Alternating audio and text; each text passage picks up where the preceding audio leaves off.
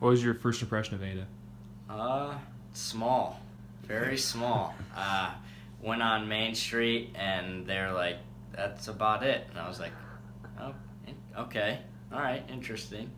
So That was definitely mine. mine was, we were driving into Ada, and my dad thought we were lost because there's not much like coming in from Syracuse. There's not much in that direction, and we were like, is there gonna be a university like pop up around here? And the next thing we know, we saw a little sign that said Ada like 2 miles that way, and so we turned and it popped up, and I was like, this is nice. Like, this reminds me of like the Finger Lakes, like at home. Like, the buildings are the same and everything looks like, you know, something that I want to be a part of.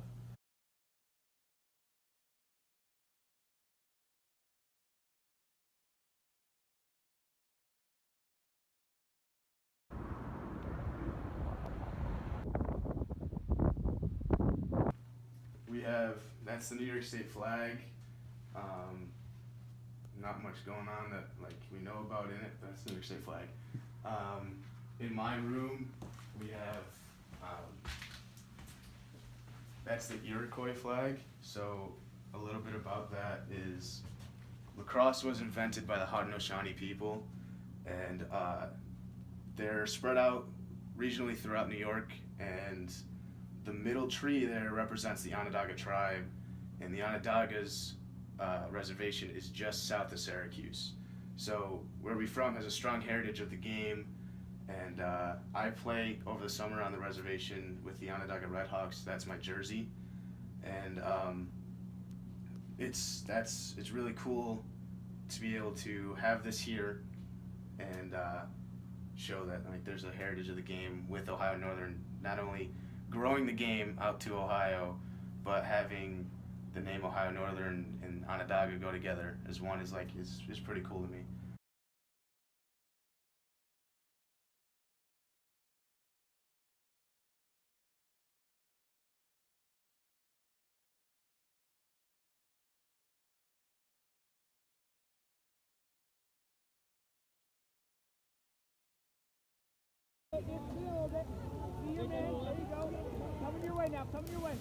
And we'll work our way back up towards midfield for the face-off. As we see Muskegum there, just not able to get back into position. And Polar Bears able to get a shot off in goal. Noah St. Croix.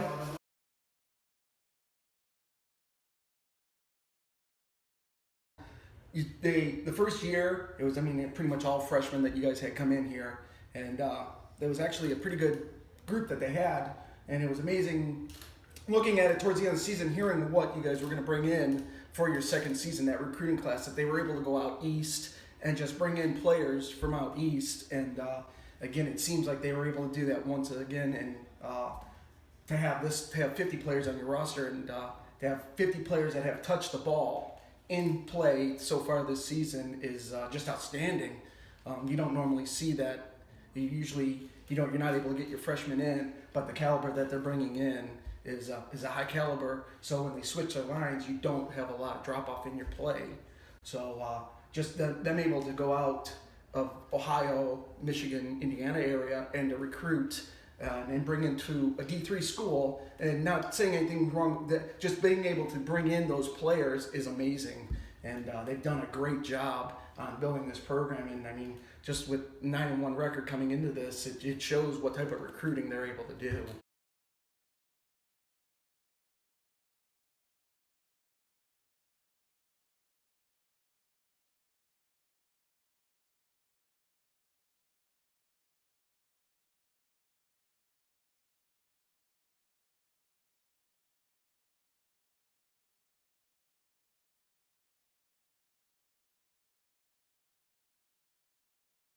You've got kids from 13 different states Mm-hmm. on your team.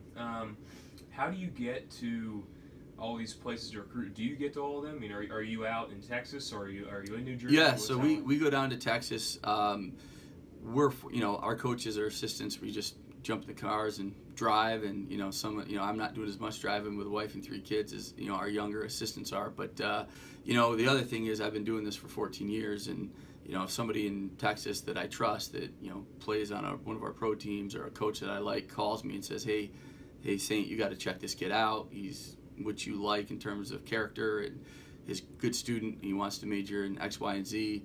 It's getting to that point where I have those types of connections that when you do it long enough, and that helps. So yeah, we try to do that. We do some different things to get to all the places we can possibly see as much as we can. And I was told a long time ago, good players make great coaches. So we want to make sure we go out and find the best player we can. No, we don't care where they come from. We just want good kids.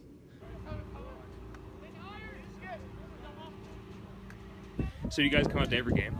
Just we about, try to. Yeah. Almost every weekend, if we can make Yeah, it. we can't make the weekdays most of the time, but the we're- weekends here, yeah, or 7-hour trip there and back. Yeah. So 14 hours on the road every weekend. or but whenever we can make, and when they're on the road, like if they go on the road. right, Yeah. we try and make those Yeah, also. Art, with Alfred. Anything closer to home is Yeah. nice.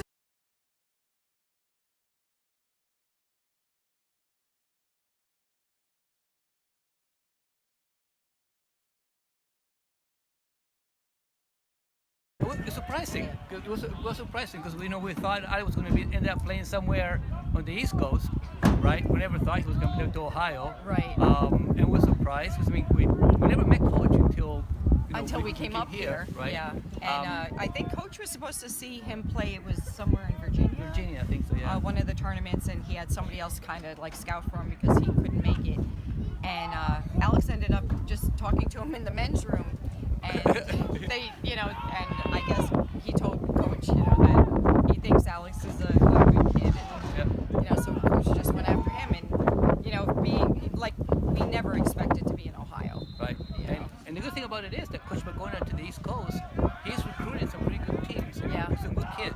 And there are a lot of kids that get overlooked, especially in our area, because we have so many, like the big schools, the private schools, Yeah. that, they might- get the real big, Yeah, the McDonald's, the Boys Yeah. Latin, all those guys go to D1. They all want to go to D1 schools, Right. right? And I can tell, so in Alex, going to a D3 school, you get to play. Going to a Yeah. D1 school, You might may not. never get to play. So Yeah. you always be on the bench. At least, And- going to a good D3 school, right? You get to play, you get to have fun. You love playing lacrosse. So Coach is recruiting from this area. I think he's going to build a good team. Max, that's you, kid. You get that shot. You stay. Yeah, stay to your goal. It's swinging around the backside for you. Hey, go on and over. On and over. Yeah, it's extremely important because that's where even the teams out west, like I joke all the time, I get frustrated because we'll go to Baltimore or New York to watch two teams from Ohio play. So like we have to travel all the way out there to watch two travel teams play out there because they also understand that the vast majority of the college coaches are out there, so they're trying to get their players a look. So they got to travel out there to get that. So, a lot of times I'll sit in Baltimore, I'll be watching two teams from Ohio play and just scratch my head like, wow, we all just drove 8 hours here and spent quite a bit of money to get here to watch two teams from Ohio. But that's why they do it. The other reason we go out there is we're at a university, as you know, it's exceptional university. Not everybody can do what we're able to do at Ohio Northern. I think that makes us a little special where we can recruit nationally with engineering and a pharmacy school and a business school as good as it is and so many other majors. We can attract kids from all over because they're willing to come to Northwest Ohio given the right opportunity academically. And I think what we're putting together on the field is also starting to make us a little bit more intriguing as well.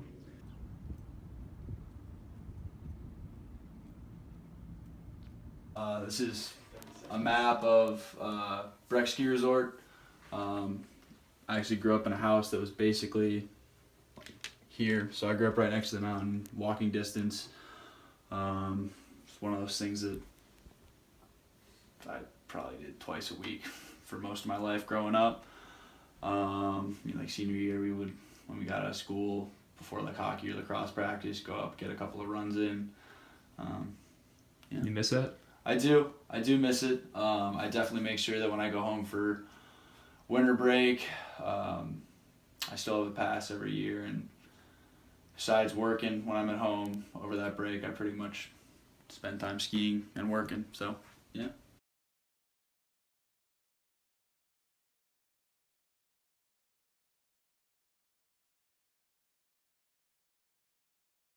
I go home for winter break Thanksgiving break most years. Some years we go to my grandparents' house. But yeah, pretty much just Thanksgiving break, winter break, and yeah, that's about it. Yeah. Is that hard? I mean, especially your freshman year, I'd have to imagine. Yeah, it was hard my freshman year. I think being on a team where there was 40 freshmen definitely helped because we spent,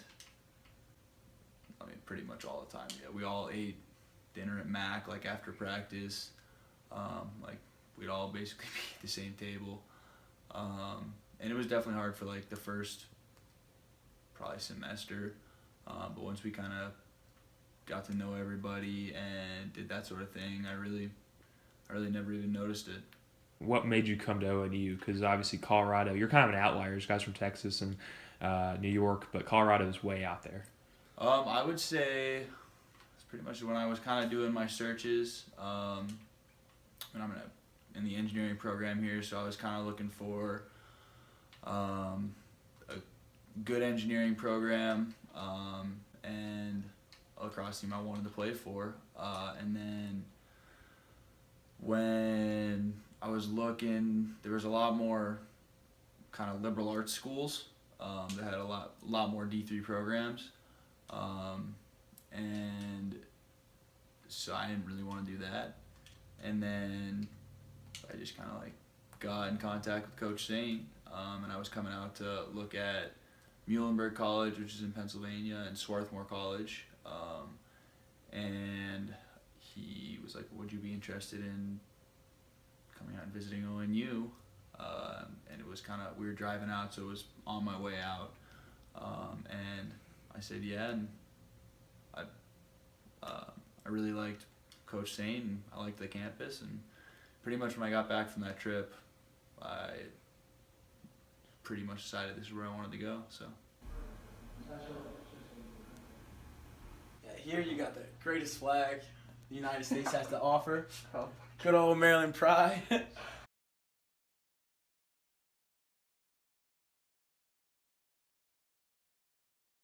Why did you guys choose to come here? Well, I chose strictly because of lacrosse and engineering. I came on a visit and I knew that the weather wasn't going to be much. I knew the town outside of the school wasn't much. So I just came for academics and the sport. I came here pretty much the same thing, lacrosse and engineering. Coach Saint mostly too. He suckered me into here. He never told me about this weather, but then once I found this weather, I was like, I got myself into something. But really like the school, good community and everything, and it's really kept turning out well. All right, let's go, X. Talk it up, Ted. Yeah, Nico. What are some things Ed says that have an accent to him? He says quesadilla. That really throws me off. Say y'all sometimes, a little bit. I mean, that's kind of a southern thing too, I guess. One thing coming from like out of state, coming to Ohio, they say pop instead of soda. That really gets me too. Difference between us though, I don't really got many. Yeah, it wasn't really much. We kind of bonded well together. Yeah.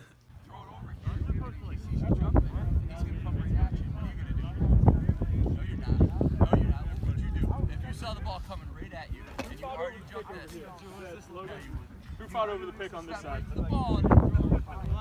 How did the knee go? Did you guys get homesick? Oh, for sure. But one thing that like keeps me from getting homesick after you've been here for a while is just we also have like a huge family here, and I kind of feel like that's another reason we've had such the big success that we've had this year and the success that we're going to have is just because we're so tight on the team. There's no place that you would not like. There's no place you'd rather be but with your family and your bros. Yeah, we tell them all the time, you know, whether you're 2 hours from home or 22 hours from home, you're going to get homesick. It's going to get to that point where the semester is very tough academically. You know, you get sick of showering with flip-flops on. You know, you forget all those nice things that you have at home that you took for granted a little bit, which is okay because at this point in your life, you have to start growing. So, you know, we try to meet with these guys once a week. I've done this long enough to know when, you know, kids' body language is a little different or they're off just a little bit. We can bring them in and, you know, the great thing for me is a lot of them are very comfortable just to show up in my office and say, hey, coach, you have a second, and we can talk through some things that way. So we do play a big role as coaches, and I like to think that I've done it long enough to see some of the signs where, you know, kids are struggling, and, you know, we just come in, we talk about it, and we get back to the root. Remember why you came here, you know, what you wanted to do, and they're proud of you, and you'll get to see them soon enough. Well, actually, it's kind of funny because Bluesboro is no bigger than Yeah, it's about it's the size kind of of like Ada. Ada, Yeah. but he did say it's a lot colder. he said, it was really beautiful when we came out here. During the early fall. Early fall, yeah. right? He said, oh my God, it's freaking cold. He said, well, Yeah, you know, we told him, let's buy you a really heavy coat. You're gonna need it. He's like, gonna- oh no, I'm not never gonna need wear it. You Exactly. know. And the first time it got cold, he called home. He's like, you know what? I'm wearing that I was jacket. wearing that jacket. I said, dude, it's gonna get cold. He said, oh no, it won't be. No, it won't. Then sure the heck, yeah, the first winter he's wearing that jacket. Yep. I said, there's a reason why they call the polar bears, Alex. Yeah, you know, it's always a challenge because you're asking parents to trust us as coaches and me as the head coach, and you know, the big thing for us is getting them on campus. You know, a lot of you know, when you say, hey, come to Ohio, it's not real flashy. You know, you say, hey, let's go to Florida. You know, people tend to say, yeah, we'll take a visit to Florida. So that's the biggest thing. And then once they get here, and I don't know how much of a role I play in it. When they see the campus, how beautiful it is, they start having these academic meetings. They talk to some young men already in our program, some of their parents. I think that's really helped us close that gap, put the parents at ease. And it is, you know, it takes some work for them to get here. And once they're here and we have an open conversation and they see our philosophy and our approach, and we want parents involved. You know, a lot of people don't, because some parents this day and age can, you know, get that negative stereotype of hovering, whereas, you know, we take a different approach. You know, we try to communicate with the parents, we make sure the kids are communicating to the parents, and it means a lot for us when they do say yes, though. I can tell you that much. I have a lot of respect for the families that say yes and trust us to send their kids out here. That means a lot.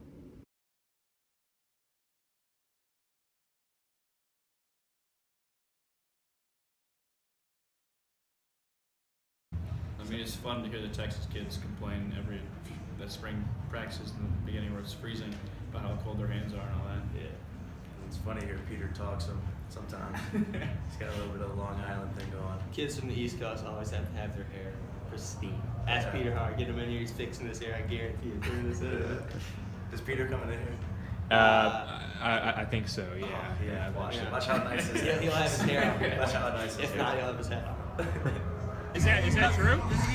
I mean, a lot of guys from New York, they have accents. Not the guys from upstate or western New York, but like people in Long Island will say things like talk and orange and flada. So, yeah, I mean, that's true. It's definitely true. Guys make fun of you for it? You get crap for it? Oh, all the time. And then they always make these old school Italian voices. Oh, who are you talking to? Who are you talking to? Hey, Mom, we got the Yeah. sauce of what? Hey, Mom! Pretty much that the whole time.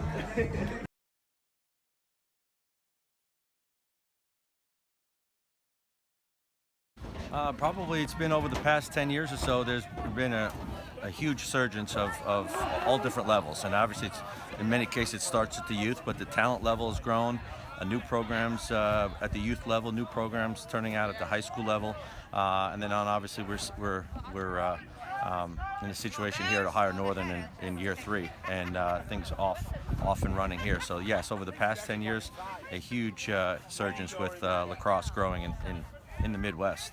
Yeah, you know, Ohio's getting there. I mean, some would say there. I mean, if you look at the year of lacrosse at a national level last year, you know, Ohio State doing what they did, playing in the national championship, Denison getting to 2 Final Fours in a row, the pro team, the Ohio Machine, won the world championship. So it's there. There's talent here. I think the difference is, you know, in New York now, when a child's born, the big thing is to give them a stick. You know, and I'll never forget when I was out at Washington and Lee, one of our families from Long Island bought him a stick that, you know, when he was born, he had a miniature stick right next to him. So I think that's the difference, and Ohio's there now. You know, it's I don't think you can call Ohio a non-traditional area anymore. I think you can start talking about it being a hotbed. You know, the caveat there with when it comes to teams coming from the Midwest, they have the stereotypical, just some guys from the Midwest, the sport being fairly new. But again, like as I mentioned earlier, with the game continuing to grow and the talent getting better and better every year, the representation when the boys travel out east and they perform well is giving that credibility to what's going on here at home in the Midwest. You know, early on, you know, the kids in Ohio were kind of perceived as like the physical, tougher kids, where the kids from the East Coast were more skilled, higher lacrosse IQ. And I think that's still true to an extent in terms of the IQ piece, because some of these kids have been playing lacrosse since they're 3 years old. But now here we are out in Ohio, and my son's 3 years old, and he's playing lacrosse, and he's around lacrosse all the time. So that's going to change. But I think the styles of play, you know, we want to play faster, you know, just because of my roots of being in upstate New York, near the reservations, watching Syracuse University play. You know, we want to play a little bit more up pace, upbeat, and where some schools, their philosophy is to slow it down. They're not as deep as we are. They don't have the numbers that we have. So I think that plays into it more nowadays than 4 or 5 years ago, where, you know, you could go East Coast and you knew the kid could pass and catch, where the kid in Ohio was going to be considered what we, you know, raw. The Midwest kid was raw. Well, now there's no raw, you know, I mean, it's a real thing. These guys are skilled, they're dialed in, and I think every bit as good as the East Coast kid. We just still like that diverse geography within our program, because each kid brings something different from the different parts of the country that they play.